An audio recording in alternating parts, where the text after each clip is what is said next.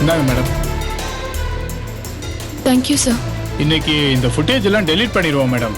அதனால இதை பத்திரமா வச்சுக்கோங்க. மறுபடியும் வந்து கேட்டீங்கன்னா இருக்காது, பாத்துக்குங்க. புரியுது சார். நீங்க பெரிய ஹெல்ப் பண்ணிருக்கீங்க சார். ரொம்ப தேங்க்ஸ் சார். பரவாயில்ல, இருக்கட்டும் மேடம்.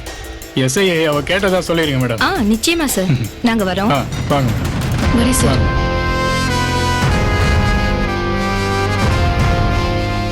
சத்யா, உன் மொத்த பிரச்சனையும் இதோட முடிஞ்சது.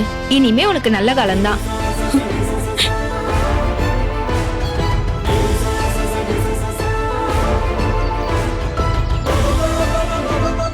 என்னாச்சுடி?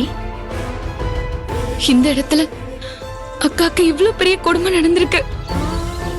இப்படியுமா ஒரு மனுஷன் இவருக்கு கல்லாம பண்ணுவா? அத்தனை ரவுடிங்களை சுத்தி நிக்க வச்சு நடுவுல ஒரு அப்பாவியான பொண்ணு. எங்க அக்கா ரொம்ப பயந்த சுபாவண்டி. பாத்ரூம்ல கரப்பாம்பூச்சிய பார்த்தா கூட பயந்து அலறுவா. இவ்ளோ பெரிய அராஜகத்தை எப்படிதான் தாங்கினாலும். எனக்கு புரியுதுடி. ஊருக்கு வந்து அவ விஷம் குடிச்சு சாகணும்னு நினைச்சது ஏன்னு இப்பதான் எனக்கு புரியுது. எனக்கு வர ஆத்திரத்துக்கு அந்த செல்வநாயகிய சரியான கொடுமைக்காரி, கல்நெஞ்சக்காரிடி அவ.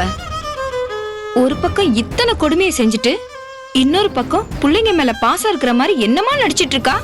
அவளோட முகத்தெரிய கிழிக்கணும்டி. அந்த சாந்தமான முகத்துக்கு பின்னாடி ஒளிஞ்சிருக்கிற அசிங்கமான முகத்தை, மிருகத்தனமான உருவத்தை இந்த உலகத்துக்கு காட்டணும்.